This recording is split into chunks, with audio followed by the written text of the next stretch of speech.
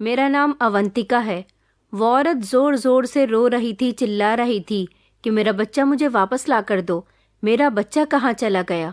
मुझे मेरा बच्चा चाहिए। और मैं वहाँ खामोशी से खड़ी हुई उनकी चीखें सुन रही थी। इस तरह के रोने की आवाज़ पूरे अस्पताल में गूंज रही थी। मैंने बेरहमी से उसकी तरफ देखा। मुझे तो उसको देखकर उस पर कोई भी रहम नहीं आ रहा था, क्योंकि वो इस तरह रोने वाली अकेली औरत नहीं थी। उसकी रिक्वेस्ट मेरे किसी काम नहीं आने वाली थी। मैंने उसे पूरी तरह से इग्नोर किया और खुद खामोशी से वहां से निकल कर आ गई थी। मुझे मेरे पैसे मिल गए थे और बाकी के सब लोगों में भी मैंने पैसे बांट दिए थे। इस बच्चे की असली माँ फूट फूट कर रो रही थी और उसके आंसू जमीन पर गिर रहे थे। उसका पिता भी हैरान था और उस बच्चे को मैंने दूसरे और ज़रूरतमंद लोगों को भेज दिया था जो मुझे ज़्यादा पैसे दे सके। मैं ये सब कई सालों से करती आ रही थी। ये मेरा धंधा था।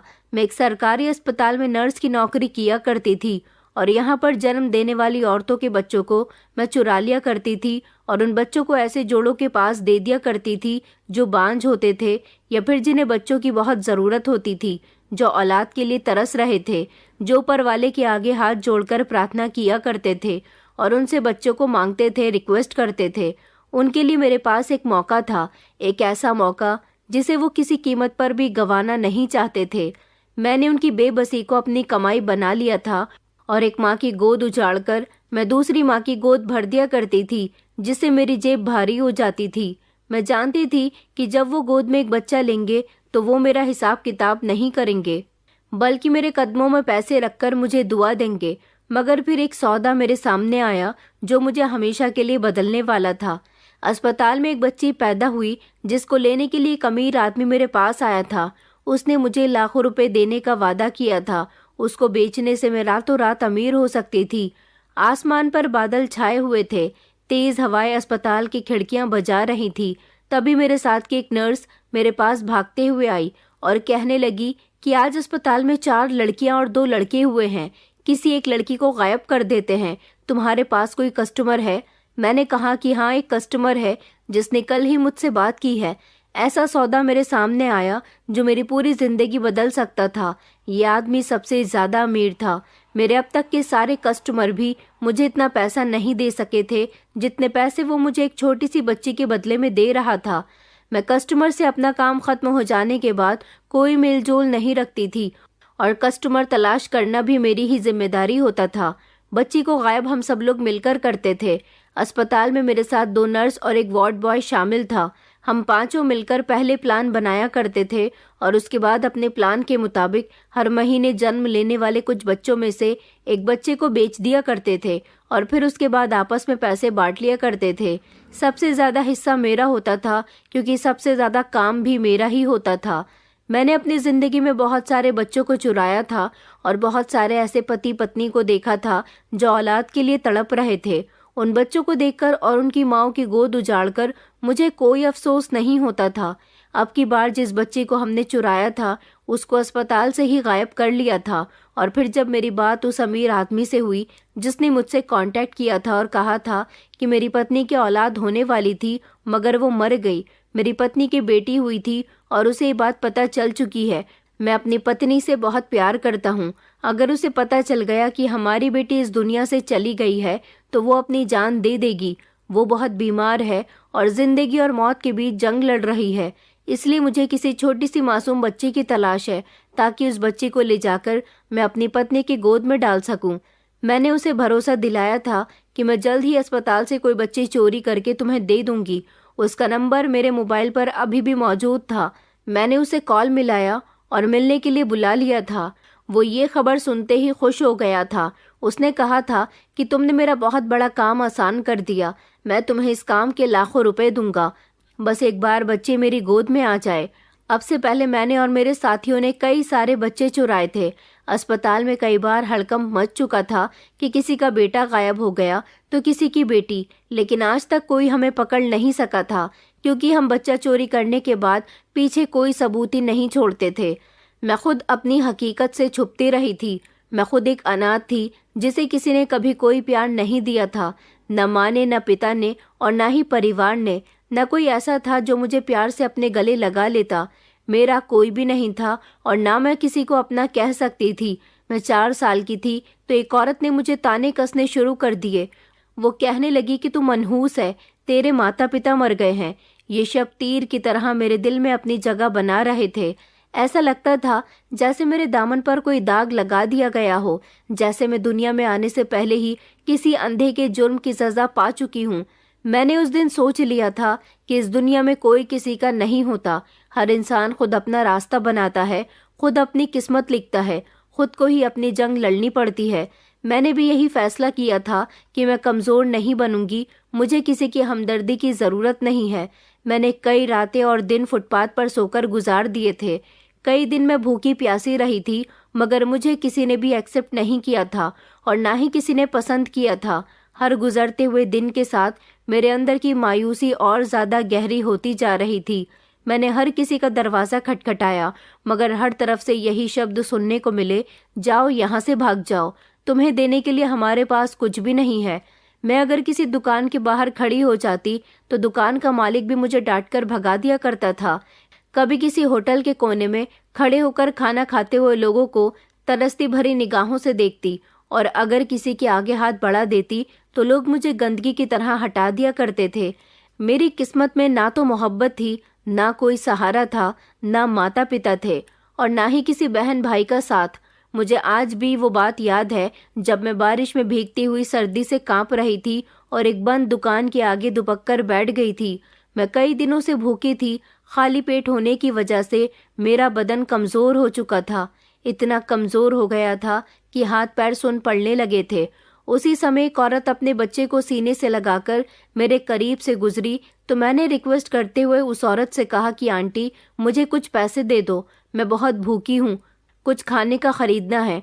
वो औरत रुकी और उसने रुककर गौर से मुझे देखा और फिर उसने बच्चे को मजबूती के साथ सीने से लगा लिया, जैसे मैं कोई बीमारी हूँ, जैसे मैं उसके लिए कोई खतरनाक इंसान हूँ। उसने गुस्सा करते हुए कहा कि हटो यहाँ से मनहूस लड़की, कहीं मेरे बच्चे पर तुम्हारा परछावा न पड़ जाए। मेरी आंखों में आंसू आ गए थे। क्या मैं सच में मनहूस थी? क्या सच में अनाथ होना दुनिया का सबसे बड़ा जुर्म था? मैंने अपना चेहरा हाथों से छुपा लिया और फूट फूट कर रोने लगी। कहने लगी कि मेरे साथ ऐसा क्यों हो रहा है।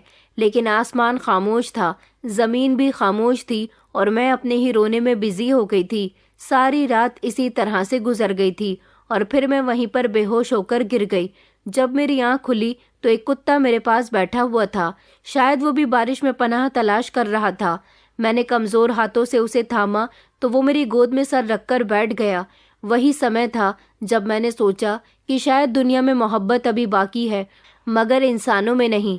जब मैं 12 साल की हुई तब एक औरत ने मुझे गोद लेने का सोचा। मुझे लगा कि शायद अब मेरी जिंदगी बदलने वाली है, अब तो मेरी जिंदगी में खुशियां आ ही जाएंगी। मगर ये सब सिर्फ एक धोखा था। वो सिर्फ मुझे अपनी नौकरानी बनाने के लिए ले जाना चाहती थी। एक ऐसा साया जिसका कोई वजूद नहीं था, बस एक ऐसा हाथ जो काम करे और बदले में सिर्फ लोगों के ताने सुने। मैंने जब ये सच्चाई जानी तो मेरे अंदर एक नफरत सी पैदा होने लगी कि शायद अनाथ होना सबसे बड़ा जुर्म है, शायद बेसहारा होना दुनिया का सबसे बड़ा पाप है। मुझे वो दिन याद है जब पहली बार मैंने इस औरत के साथ उसके बड़े से घर में कदम रखा। मेरे नन्हे से दिमाग में उम्मीद की एक किरण जागी थी कि शायद अब मैं भी किसी की बेटी बन सकूंगी, शायद मुझे भी कोई अपना समझने वाला होगा, शायद मेरे लिए भी एक नरम साया होगा। मगर हकीकत इस उम्मीद से कई ज्यादा जुल्म से भरी हुई थी। पहले ही दिन जब मैंने डरी हुई नजरों से इधर उधर देखा तो नौकरों ने मुझे अजीब सी नजरों से देखा, जैसे मैं कोई आम लड़की नहीं बल्कि एक बेकार चीज हूँ जिसे जबरदस्ती उनकी जिंदगी में दाखिल कर दिया गया हो। उस औरत ने मुझे मेले से कपड़े दे दिए और कहा कि इसे पहन लो, तुम अब से मेरे घर में काम करोगी। मैंने हैरानी से उनकी तरफ देखा और कहा कि मगर आपने तो कहा था कि आप मुझे अपनी बेटी बनाकर रखोगी। ये सुनकर वो जोर जोर से हंसने लगी और कहने लगी कि लड़की, तुम जैसी लड़कियां किसी की बेटियां नहीं होती, बस नौकरानी बनने के काबिल ही होती हैं। मेरे नन्हे से दिल पर ये शब्द एक पत्थर की तरह लगे थे। मैंने कुछ बोलने के लिए अपने मुंह को खोला ही था, मगर मेरे शब्द मेरे मुंह से निकल न सके।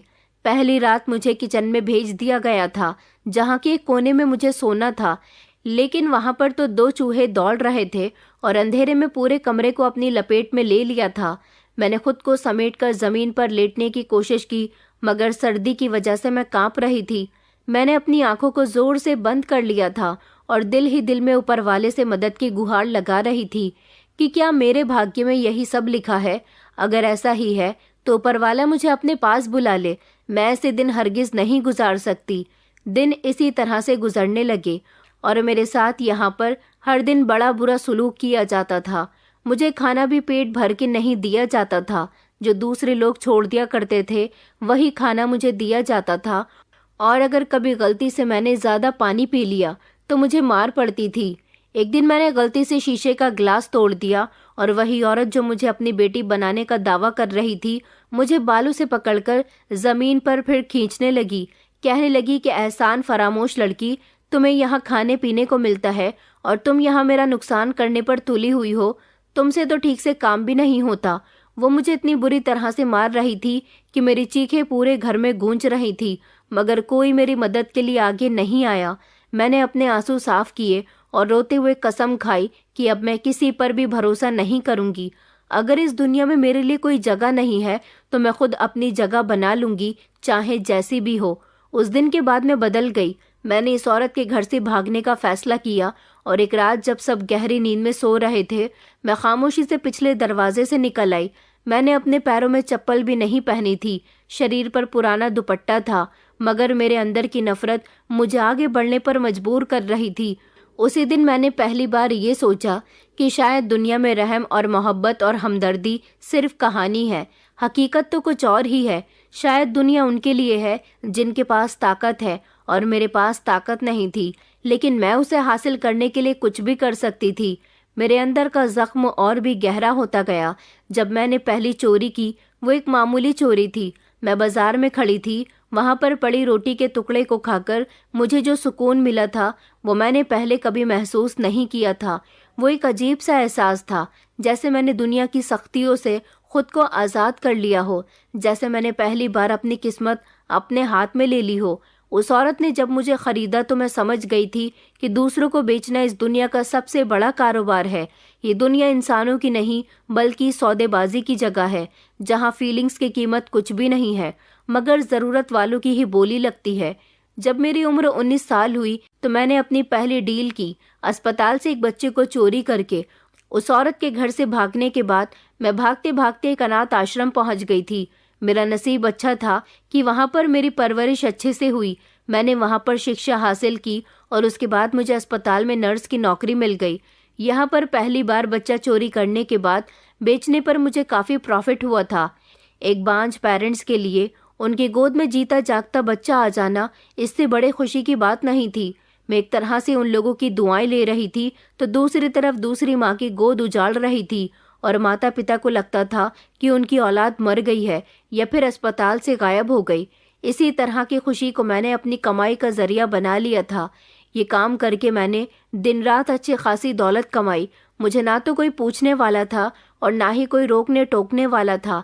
अस्पताल में काम करने वाली नर्सेस बदलती रहती थी, मगर मैंने अस्पताल वालों का भरोसा जीत लिया था, जिससे मैं यहाँ पर कई सालों तक टिकी रही और सब लोगों का भरोसा जीतने के साथ साथ उनकी आंखों में धूल भी झोंकती रही।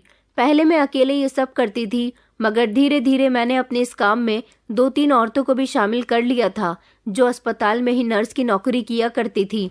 फिर हमें एक दिन एक मर्द की भी ज़रूरत थी, क्योंकि कुछ मर्द ऐसे होते हैं जो बाहर का काम आसानी से कर लेते हैं। फिर अपने प्लान में मैंने अस्पताल के एक वार्ड बॉय को भी शामिल कर लिया। इस तरह हम 4 लोगों की टीम मिलकर अस्पताल से हर महीने एक बच्चा चोरी किया करते थे और हम उसे भारी कीमत पर ज़रूरतमंद लोगों को बेच दिया करते थे। हम इसी तरह मासूम बच्चों का सौदा करते थे। अगर कभी किसी ने मेरे खिलाफ जाने की कोशिश भी की थी तो हमने पैसा देकर उसका मुंह बंद करवा दिया था। वैसे भी पैसा सबको खामोश करवा देता है। मैंने हर वो काम किया जो मुझे अमीर बना सके, यहाँ तक कि मेरा ज़मीर भी मर चुका था। लेकिन मुझे कभी सुकून नहीं मिला, क्योंकि जब मैं शीशे में खुद को देखती थी तो वहाँ मुझे अपने अंदर एक दरिंदा नजर आता था। एक ऐसा दरिंदा जिसने मासूमियत को बेचा, जिसने कई जिंदगियों को बर्बाद किया, जिसके हाथों पर उन माता पिता के आंसू थे जिनको मैंने उनकी औलाद से अलग किया। मैंने किसी के बच्चे की कीमत लगाकर किसी और के हवाले कर दिया था। मैंने कई बार कोशिश की कि मैं खुद को इस दलदल से निकाल लूं, लेकिन मेरे अंदर की बेरहम मुझे खींचकर वापस ले आती थी, जैसे मैं अब सिर्फ एक शरीर हूँ जिसके अंदर आत्मा और फीलिंग्स नहीं है, सिर्फ पाप है। और वो दिन भी आ गया जब मेरी दुनिया पूरी तरह से बदल गई। जब अस्पताल में एक नर्स भागती हुई मेरे पास आई और कहने लगी कि अवंतिका, तुम्हें फौरन नीचे आना होगा। मैंने झुंझलाकर कहा कि क्या हुआ?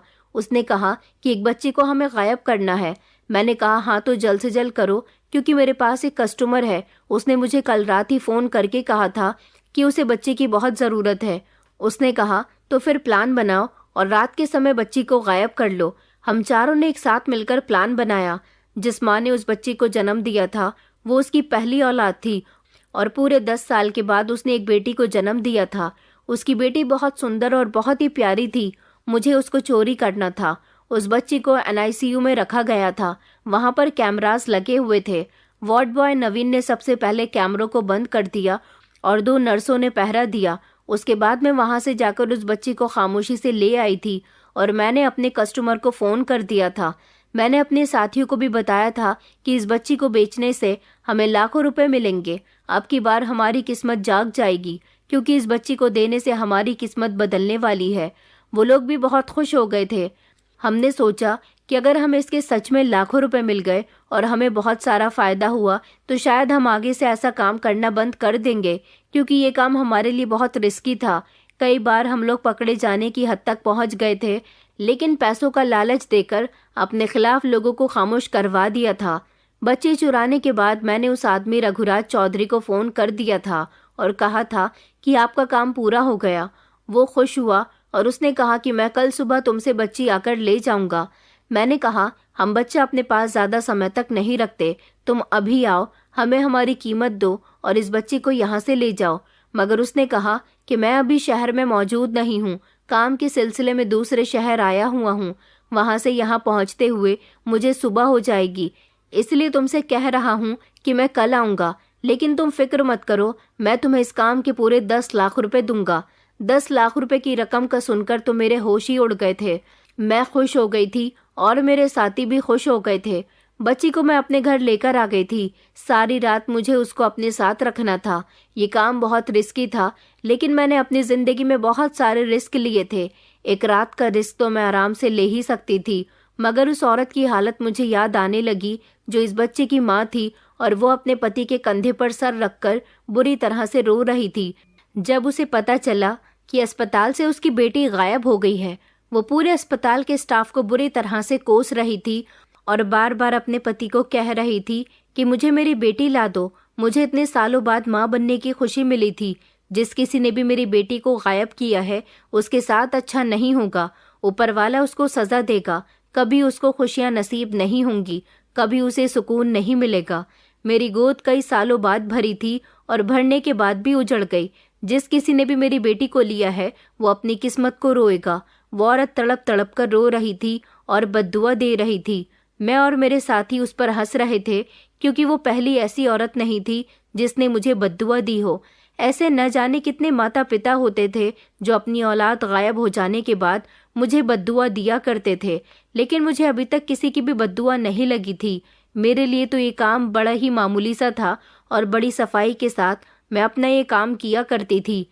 इस बच्ची को मैं जब अपने घर लेकर आई तो बहुत खुश हो रही थी, और अभी तक मैंने अपने साथियों को भी पैसे नहीं दिए थे, क्योंकि अभी मुझे ये पैसे नहीं मिले थे। मैं बड़ी बेचैनी के साथ अगले दिन का इंतजार कर रही थी, लेकिन जब अगला दिन आया तो तब भी वो आदमी नहीं आया था। मैंने उसको फ़ोन किया और कहा कि रघुराज जी, जल्दी से आइए हमारी रकम लेकर और अपनी बेटी अपने साथ ले जाइए। उसने कहा कि मैं आधे घंटे में आ रहा हूँ, लेकिन उसके बाद तो उसका मोबाइल बंद जाने लगा। आधा घंटा क्या, पूरा दिन गुजर गया था। वो आदमी नहीं आया और इस बच्ची के चक्कर में मैं अस्पताल भी नहीं गई थी। मैंने अस्पताल फ़ोन करके बोल दिया था कि मेरी तबीयत ठीक नहीं है, मैं कल आऊँगी। इस बच्चे का ख्याल भी मुझे रखना पड़ रहा था। वो बार बार रो रही थी तो मैं उसको फीडर में दूध बनाकर दे रही थी। बार बार उसके कपड़े बदल रही थी। मैं बाजार से उसके लिए कपड़े खरीद कर लाई थी। उसे सारी रात मैंने चुप करवाया था। मैं परेशान हो चुकी थी कि वो आदमी अभी तक इसको लेने के लिए नहीं आया था। काफ़ी समय तक उसका इंतज़ार करते करते मैं थक चुकी थी। मैं इस बच्ची को लेकर दोबारा अस्पताल भी नहीं जा सकती थी। इस तरह तो मैं और मेरे साथी पकड़े जाते। मैंने उन लोगों को इस बारे में बताया कि जिस आदमी से मेरा कांटेक्ट हुआ था इस बच्ची को लेकर, वो तो आया ही नहीं है, यहाँ तक कि उसका नंबर भी बंद जा रहा है। मैं क्या करूं? किस तरह से इस बच्ची को उसके हवाले तक पहुंचाऊं?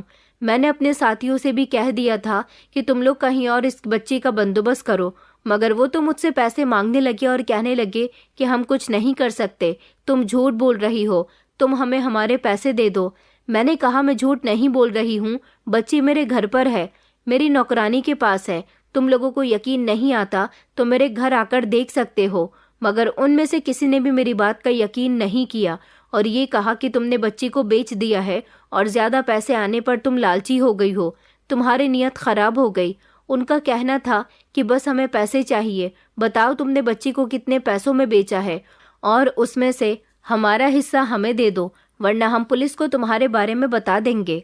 मैंने उनको धमकी दी और कहा कि तुम लोग मुझ पर भरोसा नहीं कर रहे। मैंने कभी तुम्हारे साथ बेईमानी नहीं की है, ईमानदारी से तुम लोगों का हिस्सा तुम्हें दे दिया है। मैं भला ऐसा क्यों करूंगी? मैं सच कह रही हूँ। और तुम लोगों को क्या लगता है कि तुम लोग पुलिस को मेरे बारे में बता दोगे तो पुलिस तुमसे कुछ नहीं कहेगी? अगर मैं गुनाहगार हूँ तो तुम भी मेरे साथ साथ सजा के हकदार हो। मेरी पूरी बात सुनकर वो लोग खामोश हो गए थे, मगर उन्होंने कहा था कि अब हम तुम्हारा आगे कोई साथ नहीं दे सकते। तुमने लाखों रुपयों का लालच देकर हमें बेवकूफ़ बनाया। मैं तो इस बच्ची की वजह से बहुत बुरी तरह से फंस गई थी। मैं खामोशी से घर आ गई। मैंने कई लोगों से बात की थी कि कोई तो इसे गोद ले ले, मगर इस बच्ची को कोई भी गोद लेने के लिए तैयार नहीं था, क्योंकि अभी कोई ऐसे कस्टमर नहीं थे जिसे इमरजेंसी में बच्चा चाहिए हो और जो इसकी अच्छी खासी कीमत दे सकें। अब मैं इस बच्ची को कहाँ छोड़ती और किसके हवाले करती? इसकी पूरी जिम्मेदारी तो अब मुझ पर ही आ गई थी। उस आदमी ने मुझे बेवकूफ़ बनाया था। अपने साथियों को तो जैसे तैसे मैंने खामोश करवा दिया था, लेकिन ये बच्ची अब मेरी जिम्मेदारी बन गई थी। मैंने इसका नाम रोशनी रखा और अब मैं इसका ख्याल रखने लगी थी। सारा दिन मैं नौकरानी के हवाले से छोड़कर चली जाती थी और उसके बाद जब घर आती तो मैं खुद इसका ख्याल रखने लगी थी।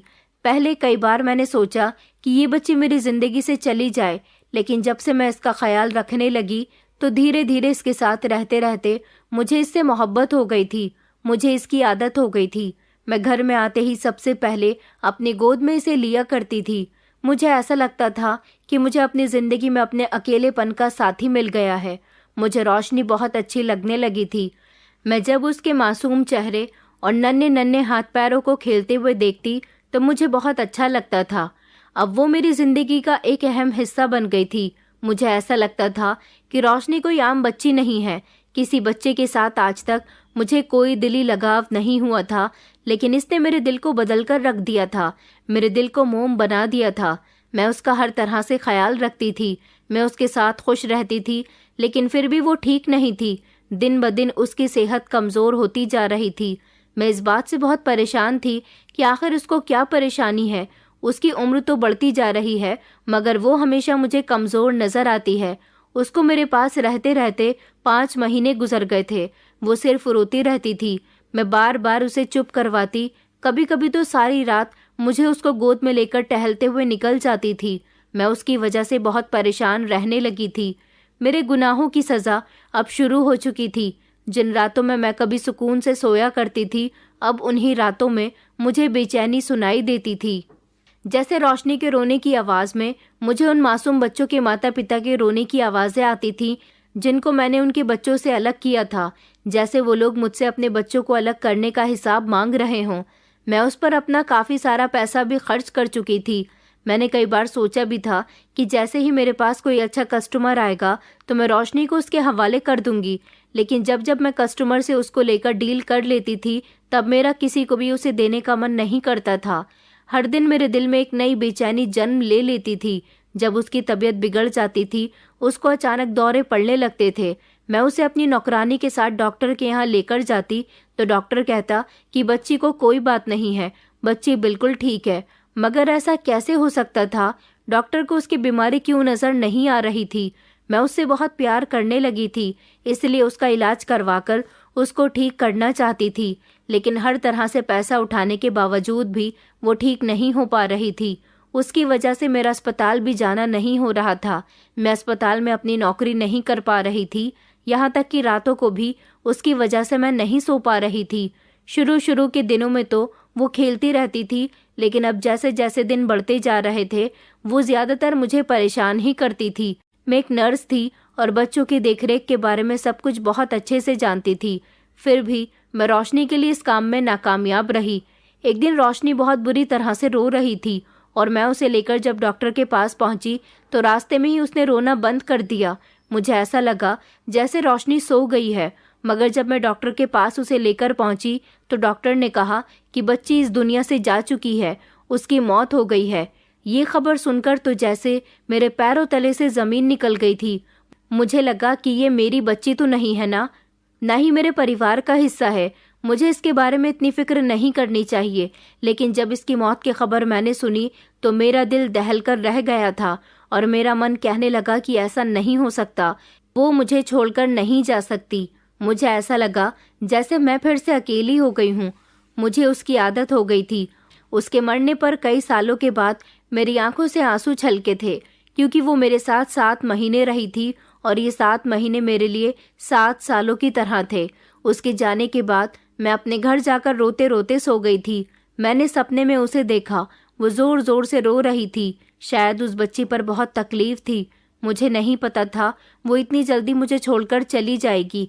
उसके आने के बाद तो मेरी जिंदगी में रंग भर गए थे। मैं बहुत रोई थी। मुझे नहीं पता था कि उसके जाने के बाद मेरे साथ ये सब कुछ क्यों हो रहा था। मैंने सपने में देखा था वो बोल रही थी और बार बार कह रही थी कि आपने मेरे माता पिता के साथ अच्छा नहीं किया। यहाँ तक कि उसकी रोती हुई माँ की चिल्लाती हुई आवाज़ें भी मेरे कानों में गूंज रही थी। लेकिन मेरे साथ ये सब कुछ क्यों हो रहा था? मैंने अपनी ज़िंदगी में कई बच्चों को उनके माता पिता से दूर कर दिया था, मगर मेरे साथ कभी ऐसा नहीं हुआ था।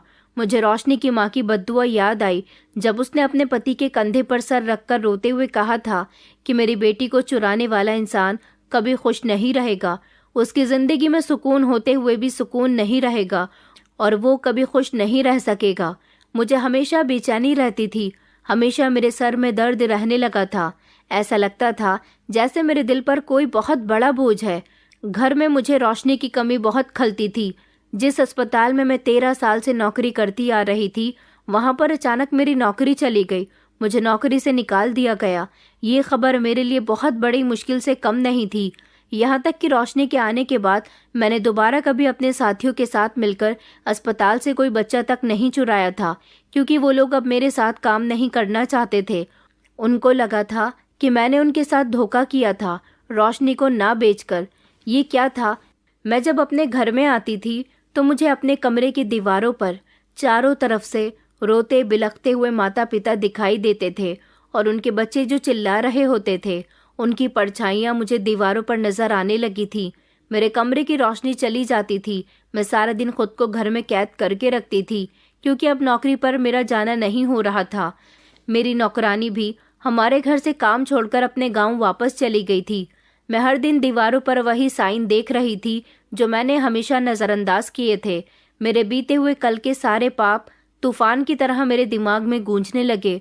हर वो मासूम बच्चा जिसको मैंने उसके परिवार से अलग कर दिया था, उनकी आवाज़ मेरे कानों में आने लगी और ऐसा लगता था जैसे हर कोई मुझसे सवाल कर रहा है कि मैं ऐसा क्यों किया करती थी, क्योंकि मैंने कई सारे माता पिता और उनके बच्चों की बद्दुआएं ले ली थी। क्या पता जिन बच्चों को मैंने अभी तक जिन लोगों को पैसों के हवाले दिया है, उन्होंने उन बच्चों की परवरिश ठीक से की भी थी या नहीं, कि वो बच्चे किस हाल में थे और किस परेशानी से गुजर रहे थे। मैंने अपनी डील ख़त्म होने के बाद और पैसे हाथ में लेने के बाद कभी भी उन बच्चों के बारे में नहीं सोचा था। मैं सिर्फ हमेशा अपना फ़ायदा देखती थी। मेरी आंखों में आंसू भर जाते थे। मेरे दिन रात रोते रोते गुजरने लगे थे। मुझे हर तरफ वही छोटी बच्ची रोशनी दिखाई देती थी। मैं अपने ही घर में अकेलेपन से डरने लगी थी। यहाँ तक कि मैंने पागलों जैसी हरकतें शुरू कर दी थी। मैं बार बार प्रार्थना के लिए हाथ उठाती थी, मगर आज मेरे दिल से सिर्फ यही शब्द निकल रहे थे और तभी मुझे एहसास हुआ कि रोशनी मेरी ज़िंदगी में मेरी सज़ा बनकर आई थी। वो मासूम बच्ची जो मेरी गोद में थी, वो मुझे इंसानियत का सबक सिखाकर चली गई थी। उसके जाने के बाद मेरी ज़िंदगी में सुकून जैसे ख़त्म हो गया था। मेरा दिल बोझल सा रहने लगा था और मैं खुद के साथ बहुत गलत कर रही थी। मैंने नींद की दवाइयाँ लेना शुरू कर दी थी, क्योंकि मैं किसी भी तरह से सुकून पाना चाहती थी। नौकरी का जाना भी मेरे लिए एक बहुत बड़ा सदमा था। मुझे ये वजह पता ही नहीं चल सकी कि आखिर मुझे नौकरी से क्यों और कैसे निकाला गया, और फिर मेरे आगे पीछे तो पहले ही कोई नहीं था। फिर मुझे एहसास हुआ कि वो मासूम बच्ची मुझे ये बताने आई थी कि मैं अपने बीते हुए कल के पापों का पश्चाताप कर लूं, क्योंकि किसी से अलग होने की तकलीफ कैसी होती है, इसका अंदाज़ा अब मुझे रोशनी से अलग होने पर अच्छी तरह से पता चल रहा था। मुझे कभी किसी इंसान से मोहब्बत नहीं हुई थी, किसी से लगाव नहीं हुआ था, तभी तो मैं दूसरों की तकलीफ को नहीं जानती थी। रोशनी को मैंने एक माँ की तरह पाला था। मैं शादीशुदा नहीं थी, मेरी परवरिश मेरी माँ ने नहीं की थी। मैं नहीं जानती थी कि माँ कैसी होती है, माँ क्या करती है, मगर रोशनी के लिए मैंने सब कुछ किया था। एक तरफ मेरा बीता हुआ कल था जो मुझे खींच रहा था, जो मुझे ये बता रहा था कि मैं कभी नहीं बच सकती, क्योंकि मुझे ऐसा लगता था जैसे मेरे शरीर में जान नहीं है। मेरे पाप बहुत ज़्यादा हैं, उनके लिए शायद मेरी माफ़ी मुमकिन नहीं होगी। मुझे अकेले घर में ऐसा लगता था जैसे कहीं से रोशनी रो रही है, उसके हंसने की आवाज़ आ रही है, उसके खिलखिलाने की आवाज़ आ रही है, लेकिन ऐसा नहीं होता था। मैं बस बिस्तर से सर लगाकर रोती रहती थी, या फिर होश में होती तो अजीब अजीब हरकतें करने लगती थी, रोती रहती थी। उसकी मौत ने मुझे तोड़कर रख दिया था। मुझे नहीं पता था कि वो इतनी जल्दी चली जाएगी और उसके जाने का सदमा मुझे इतनी बुरी तरह से परेशान कर देगा। उसको मैं जिसके लिए लेकर आई थी वो तो उसे लेकर ही नहीं गया, लेकिन वो मेरी जिंदगी में खुशियों का हिस्सा और उनकी वजह बन गई थी। मुझे लगता था कि ये आगे चलकर बड़ी होगी तो मैं इसे अपनी छोटी बहन की तरह इसका ख्याल रखूंगी और इससे कहूंगी कि मुझे दीदी कहा करे, लेकिन जो मैंने सोचा था ऐसा कुछ भी नहीं हो सका।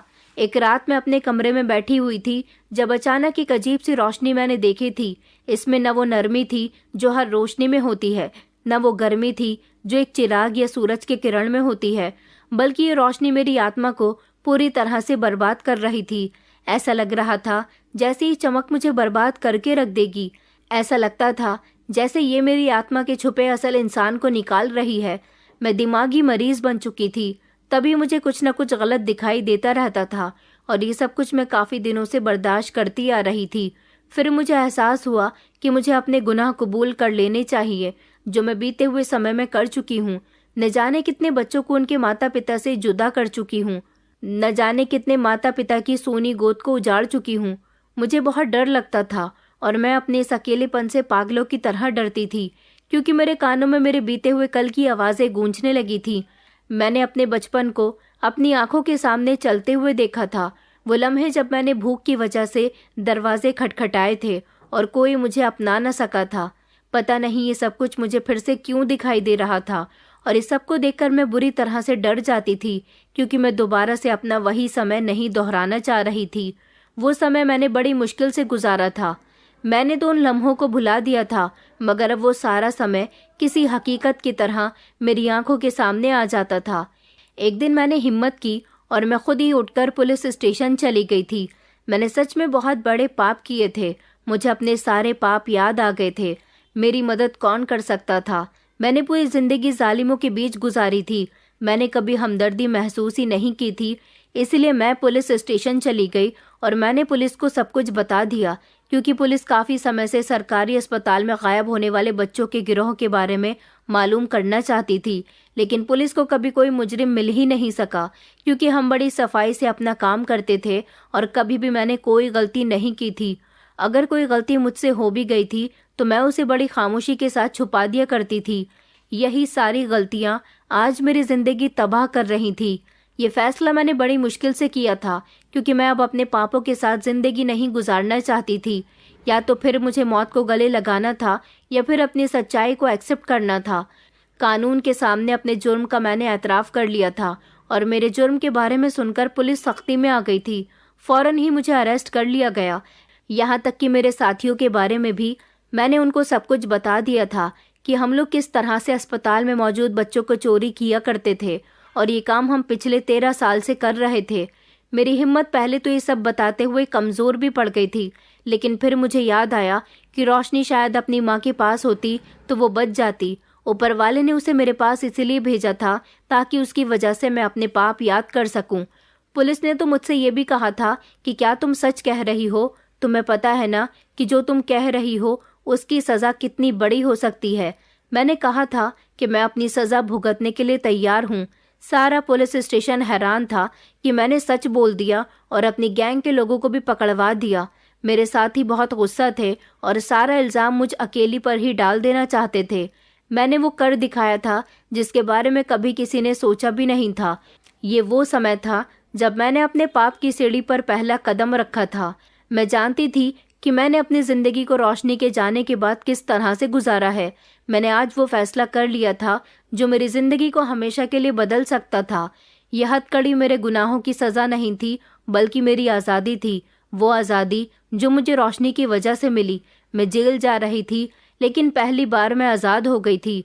मेरी आंखों में आंसू नहीं थे, बस दिल में रोशनी की याद थी कि काश वो जिंदा होती तो शायद मेरे दिल से इतना बड़ा बोझ न उतरता जो उतर गया है। वो बच्ची मुझे जिंदगी का असली मतलब सिखा कर गई। कोर्ट में जब मुझे पेश किया गया तो जज साहब ने मेरे साथियों को जितनी सज़ा सुनाई थी, मुझे भी उतनी ही सज़ा सुनाई गई थी। वैसे तो मुझे सजाए मौत होनी थी, लेकिन जज साहब का कहना था कि इस लड़की ने खुद अपना गुनाह कबूल किया है और आज के दौर में कोई ऐसा नहीं करता। इस लड़की को सज़ा मिलेगी, लेकिन ये अपनी सज़ा को जेल में रहकर नहीं काटेगी, बल्कि इसे किसी अनाथ आश्रम में भेज दिया जाएगा और ये वहाँ पर बच्चों की परवरिश करेगी। ऐसा इसे सारी ज़िंदगी करना होगा। मैं अपनी सज़ा से बहुत खुश थी। मुझे कोई अफसोस नहीं था कि मुझे सारी ज़िंदगी के लिए बच्चों के हवाले उनकी नौकरी करने के लिए छोड़ा जा रहा है, बल्कि मैं खुश हो रही थी कि मुझे अब अनाथ आश्रम में एक रोशनी नहीं, बल्कि ना जाने ऐसे कितने बच्चों का प्यार मिलेगा, जितने बच्चों का प्यार मैं उनके माता पिता से छीन चुकी हूँ, जो मुझे सुकून देंगे। मैं अब अनाथ आश्रम में रहकर छोटे बच्चों का ख्याल रखती हूँ, उनकी नौकरानी बन चुकी हूँ। मैं उन बच्चों का बहुत अच्छे से ख्याल रखती हूँ। मुझे आज भी रोशनी की याद आती है, लेकिन उन सारे बच्चों में मुझे रोशनी नज़र आती है और मैं छोटे छोटे बच्चों को देखकर यही सोचती हूँ कि आज अगर रोशनी जिंदा होती तो इन बच्चों के साथ ही खेल रही होती या फिर इतनी ही उम्र की होती। कभी कभी मासूम लोग भी हमें ज़िंदगी का वो सबक सिखा देते हैं जिनको हम खुद कभी नहीं सीख सकते। दोस्तों, उम्मीद करती हूँ आपको हमारी कहानी पसंद आई होगी। कहानी पसंद आई है तो वीडियो को लाइक करें, चैनल पर नए हैं तो चैनल को सब्सक्राइब करें और हाँ, नोटिफिकेशन बेल को ज़रूर दबाएं ताकि अगली अपडेट सबसे पहले आपको मिले।